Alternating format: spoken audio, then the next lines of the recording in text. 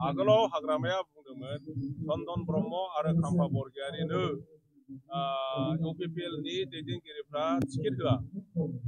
चन्दन खाम्फाया सेवहैबाय होनना बुङाखैमोनबा डास्टबिनाव गारहैनानै दोनबाय आरो जोंथ' लाबसिनला बिसोर फैब्लाबो थाइसेल' खालामदोंमोन। दाना इउपिपिएलनि दैदेनगिरिफ्रा चन्दन ब्रह्मनोबो काजोलगामियाव टिकेट होबाय, खाम्फा बरगयारिनोबो चिरां दुवाराव टिकेट होबाय।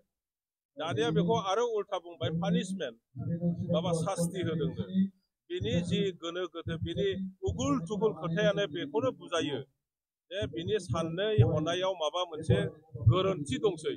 गावनि धंस'खौ गाव हमनो हाखाबाय जे इउपिपिएलआनो जे सरकार दागोन, इउपिपिएलआनो सरकार दानानै प्रमद बर'आनो जे चिफ जागोन बेखौ बियो बहाबा नङा बहाबा मिथिखाबाय। जोंनि जि रमान्टिक चिन्ताधारा जे खाम्फा बरगयारिया जेरावखि गैया आंखौ फेजेनथारनो होननानै बिथाङा जि सेस्था खालामदों बियो बिथांनि भुल चिन्ताधारा।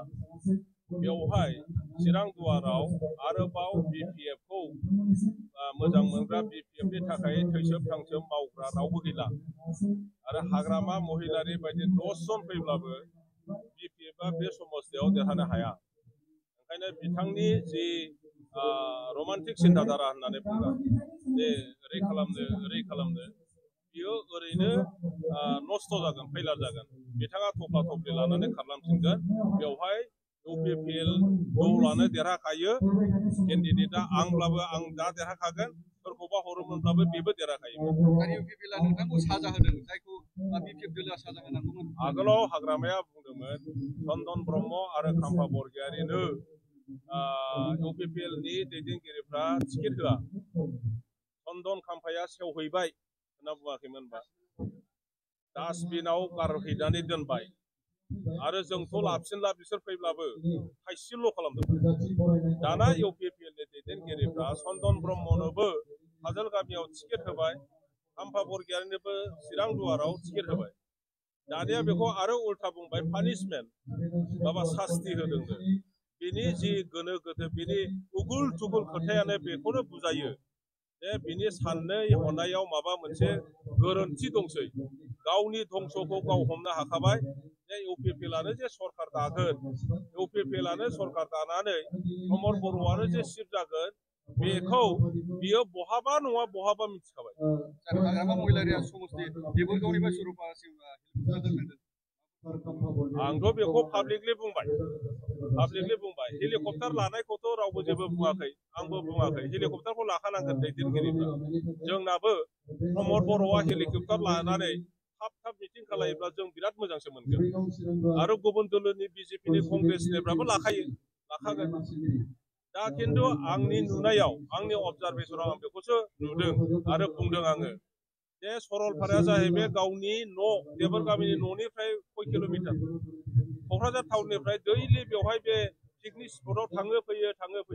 दा गावनि रायजोफोरजों रायज्लायनो थाखाय भट बिनो थाखाय बियो देबोरगामिनिफ्राय सरलपारायाव हेलिकप्टार लानानै थांलायलायो। बेखौ मा रायजो राजाफ्रा मोजां मोनगोन नामा? रायजो राजाफ्रा दिनै बोराबदों। थांनानै मानसि नुयैनि हाग्रामा महिलारिया नेपालि गुरखा मानसिफोरखौ रायनानै फैदों। रायजानानै गुरखा मानसिफ्रा लाजिनांदों, बोराबदों आरो दा इउपिपिएलआव थ्रोब हाबफिनजोब्बाय। बेसेबांसो मार्जिनाव देरहागोन? मार्जिना बेसेबां जायो बेखौथ' बुंनो हाया, खिन्थु क्रन'लजिकेलि जुदि नायो 2020 सनाव आङो बिपिएफनि केन्डिडेटमोन नङा होमबा? आङो 2500 भटआव जेनदों, माने इउपिपिएलआ 2500 बारा मोनखादों। 2021 सनाव एमएलए इलेक्सनाव आरोबाव बियो बांदेरबावदों, 5000आव थाहैदों बे माबाया मा होनो पार्थक्यआ। इउपिपिएलआ 5000 भट बारा मोनदों। थांनाय एमपि इलेक्सनाव आङो केन्डिडेटमोन हिसाबै आंनो माखासेया भट होफिनदों आरो थेवब्लाबो 1500 बारा मोनदों इउपिपिएलआ। बेनि उनाव जि बाइ इलेक्सन जादों एमएलएनि बाहाय 9000 बारा मोनदों इउपिपिएलआ।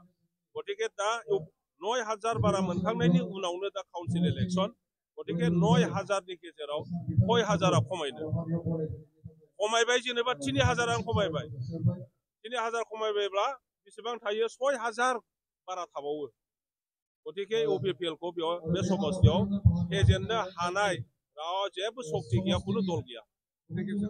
Thank you